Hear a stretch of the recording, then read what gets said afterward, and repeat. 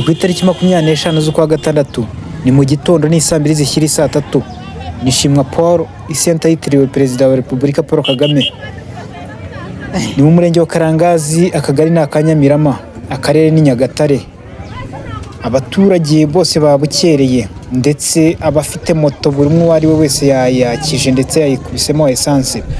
Ku bufatanye bwabo ntago babonye uko babona imodoka, ariko buri muturage ufite moto kubera urugendo bagenda rurerure bagera ku muhanda yabashije kuba yakigurira essence kugira ngo ajye kwamamaza umukandida we. Buri umwe mu mwambaro we wa FPR ndetse abenshi mu mabara y'igitare n'ubururu n'ibirango bya FPR, abenshi bakoresheje n'ibyapa. Itorero Gakondo Super Voices ribarangaje imbere nk'uko rikomoka muri aka gace, rikaba rifite n'ibihangano byinshi byibanda ku iterambere ry'u Rwanda, harimo nk'indirimbo bagiye bakorera Made in Rwanda, bakorera n'Akagera ndetse n'izindi ndirimbo nyinshi zigenda zivuga ku iterambere ry'igihugu ndetse no kugisingiza.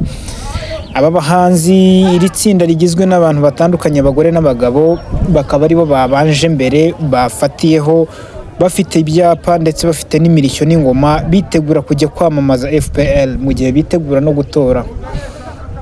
Nkuko mubibona, Shimwa Paul ni agasenta gateye imbere ndetse karimo kazamuka vuba mu iterambere. Uretse ikibazo cyo kuba bari kure y'umuhanda, naho ibindi byose barabyujuje, ari ugushyira hamwe ndetse no kwitabira ibikorwa bya leta, babifashijwemo n'abayobozi babo barimo gitifu, barimo na mudugudu ndetse n'abandi mu nzego ziri aho ngaho z'ibanze, n'abandi babishinzwe n'abayobozi ba FPR bahagarariye abandi muri aka gace ka Nyamirama.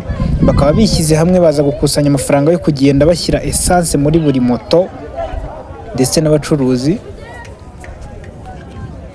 Ku bwitange bwabo bakaba babonye ko icyo ari cyo cyose babasha kuba bakigeraho, dore ko nyine nyuma yo kubura uburyo bagenda n'imodoka baje kwifashisha izi moto, ibintu bisa nk'ibyabatunguye batari bateguye neza, ariko bakaba babashije kugera ku ntego bari biyemeje.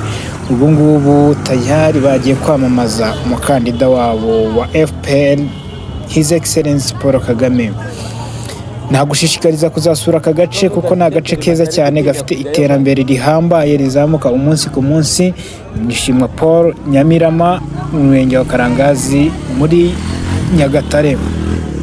Iyo urimo kumva ni M2 TV, dukorera kuri platform zose, dukorera mu ntara zose z'igihugu, dukorera mu mujyi wose wa Kigali, dukorera mu ntara y'Uburasirazuba, dukorera mu Majyepfo, mu Majyaruguru ndetse n'ahandi hose. Twandikire muri comment hano tuzakugereho, dukore ikiganiro cyaho utuye ndetse dukore n'ibijyanye no kwamamaza n'ibindi bitandukanye. Turabakunda, mukore subscribe, ukore share, mukore na like kugira ngo tubashe kugera kure hashoboka, namwe tubagereho.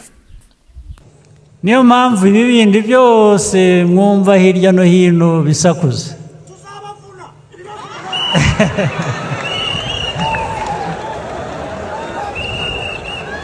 Ibyo ni wowe ubivuze, ntabwo ari njye.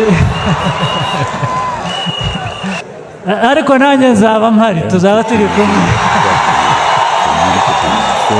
Entertained all with love.